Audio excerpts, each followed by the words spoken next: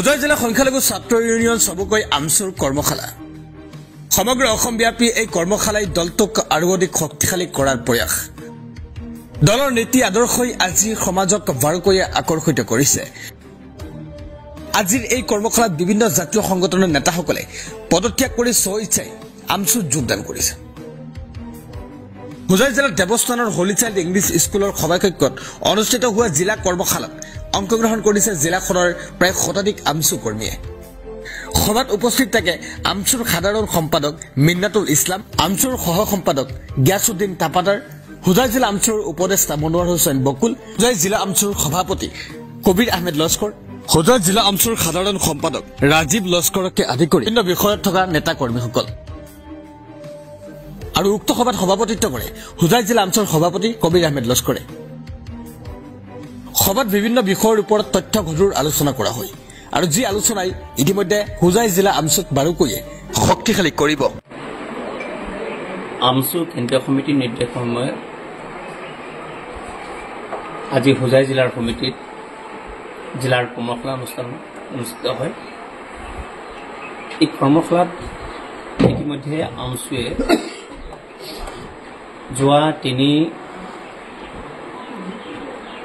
যোৱা মাহৰ ৩ তাৰিখে তেজপুৰত কাৰ্যনিৰ্বাহক সভাত 10টাৰ বিন্দু ঠিক কৰি লৈছিলে আৰু এই 10টাৰ বিন্দুৰ ওপৰত অনাগত সময়ত আমচুৱে প্ৰতিখন জিলাৰ সমিতি আঞ্চলিক সমিতি শাখা সমিতি আৰু কেন্দ্ৰীয় কাম কৰিব লাগিব আমি আমচুৱে এটা স্পষ্ট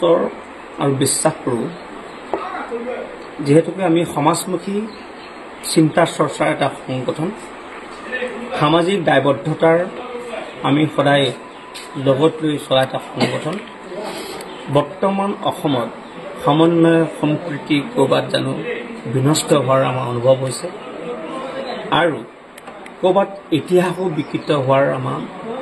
অনুমান হৈছে গতিকে ইতিহাস কোনো কাৰণে কেতিয়াও আমি বিকৃত হ'ব দিব নোৱাৰোঁ আৰু ইতিহাস সলনি হ'ব দিব নোৱাৰোঁ সমন্বয় সম্প্ৰীতি অনাদি অনন্ত কাললৈ শক্তিশালী ৰূপত থাকিব লাগিব এই সন্দৰ্ভত আমচু যিমান কাম কৰিবলগীয়া আছে সমন্বয় সম্প্ৰীতি অটুট ৰাখিবৰ কাৰণে আমচু প্ৰত্যেকটো নেতা কৰ্মীলৈ এইটো আমাৰ এটা বিনম্ৰ আমাৰ এটা কঠোৰ নিৰ্দেশনৰ লগত গতিকে তাৰ এটা আমাৰ লক্ষ্য হয় আমি বহুত চিন্তিত বৰ্তমান এইখনো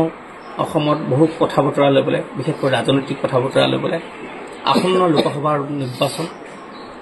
নিৰ্বাচনৰ প্ৰাক মুহূৰ্তত বহুত ৰাজনৈতিক দলৰ মূল ব্যক্তিসকলে কিছু সাম্প্ৰদায়িক কথা কোৱা আমি দেখিব পাৰিছোঁ লক্ষ্য কৰিছোঁ গতিকে আমি আপোনালোকৰ জৰিয়তে অসমবাসী ৰাইজক আমি আহ্বান কৰিম যে যিবোৰ ৰাজনৈতিক দলে তেওঁলোকে কোনোবা শাসনত থাকিবৰ কাৰণে কোনোবা তেওঁলোকে আসন বৃদ্ধি কৰিবৰ কাৰণে কিবা সাম্প্ৰদায়িক কথা বতৰা কৰিব এই সমস্ত কথাবোৰ আপোনালোকে বয়কট কৰিব লাগিব আৰু সমন্বয় অসমৰ ক্ষেত্ৰত কেনেকৈ শক্তিশালী হয় এইবোৰ আমি প্ৰত্যেকে কাম কৰিব লাগিব ৰাইজৰ প্ৰতি আমাৰ আহ্বান থাকিব লগে লগে আমি আপোনালোকে জানে বিশেষকৈ যে আমচু আজি যি 10টা বিন্দু কথা কৈলোঁ আমি কিবা আমাৰ আচৰণ আমাৰ ল'ৰা ছোৱালী শিক্ষাৰ প্ৰত্যেকেই কেনেকৈ শিক্ষিত হ'ব লাগিব আমি আমচু বাৰে বাৰে কৈছোঁ স্পষ্টভাৱে যে সংখ্যালঘু সমাজখনে নহয় সামগ্ৰিক সমাজখন শিক্ষিত হোৱাটো আমি বিচাৰিছোঁ ৰাজ্য মাননীয় মুখ্যমন্ত্ৰী ডক্টৰ হিমন্ত বিশ্ব শৰ্মা ডাঙৰীয়াই অসমখন শৈক্ষিক উত্তৰণ বিচাৰিছে শৈক্ষিক উত্তৰণ কৰিব পাৰিছে নহয় সেইটো আমি নাজানো আপোনালোকে দেখিছে এইটো আপোনালোকৰ এটা বিচাৰ্য বিষয় যেনে আপোনাৰ গণতন্ত্ৰ চতুৰ্থ স্তম্ভ আপোনালোক হয় গতিকে আমাৰ এটা দায়িত্বশীল ছাত্ৰ সন্থা আমাৰ এটা দায়িত্ব আছে শৈক্ষিক উত্তৰণ এখন আমি সমাজ বিচাৰিছোঁ শৈক্ষিক উত্তৰণ সমাজখন বিচাৰি যাওঁতে আমি বহুতখিনি কাম কৰিবলগীয়া আছে এইখিনি আমচুৰ নেতাখিনি ওলাই আহিলে নহ'ব আমচুৰ পিছত অসমৰ জনতা ওলাই আহিব লাগিব গতিকে অসমৰ জনতাৰ প্ৰতি আমাৰ বিনম্ৰ অনুৰোধ আমি প্ৰকৃতাৰ্থত এখন শৈক্ষিক উত্তৰণ অসম বিচাৰিছোঁ লগতে সমাজত চলি থকা যিবিলাক অসামাজিক কাম কাজ এই কোনো সমূলীয়াকৈ বন্ধ হ'ব লাগিব ৰাইজৰ প্ৰতি এটা আহ্বান কৰিছোঁ আপোনালোকে জানে শেহতীয়াকৈ বাল্য বিবাহ ক্ষেত্ৰত অসমৰ বাল্য বিবাহ হোৱাৰ গতিটো অলপ কমিছে হয়, কিন্তু এতিয়াও শেষ হোৱা নাই। এইটো লুকাই চুৰ কৰি বাল্য বিবাহ পাতিছে। কিছু ধৰ্মান্ধ, কিছু গোড়ামী, কিছু অধিভক্ত এই ক্ষেত্ৰত জড়িত আছে। সেইসকলক আমি সকীয়াই দিব বিচাৰিছোঁ। আপোনালোকৰ গোড়ামী, ধৰ্মান্ধতা আৰু অধিভক্তসকলৰ পইচা ওলোৱা মানুহৰ পৰা এটা কৌশল বন্ধ কৰি সমাজখন ঠিক কৰা আপোনালোকৰ দায়িত্ব, আপোনালোকেও কৰক। আৰু লগে লগে আমি আপোনালোকক ক'ব বিচাৰিছোঁ, অসমৰ ৰাইজৰ প্ৰতি এটা আহ্বান আপোনালোকৰ জৰিয়তে যে আমচু মাননীয় সভাপতি ৰেজাল্ট কৰ্মী চৰকাৰ ডাঙৰীয়া সংখ্যালঘু সংখ্যাগুৰু সমাজৰ বাল্য বিবাহ সমূলি নিশ্চয় শেষ কৰিবৰ কাৰণে 2025 চনটো ইতিমধ্যে স্থিৰ কৰি লৈছে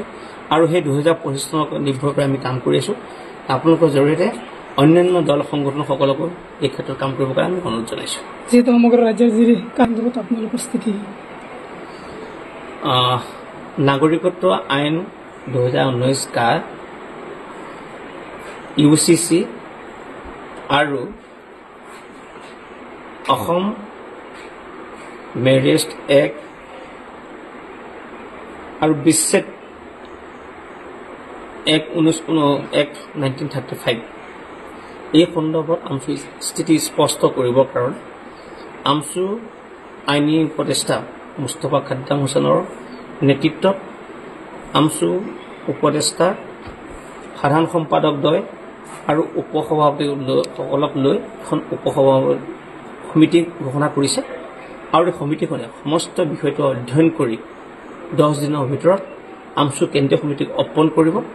আৰু সেই কেন্দ্ৰীয় সমিতিয়ে তাৰ আমচু স্থিতি কি হ'ব, আমচুৱে কি কৰিব সংবাদমেল যোগে অসমৰ ৰাইজক জনাব।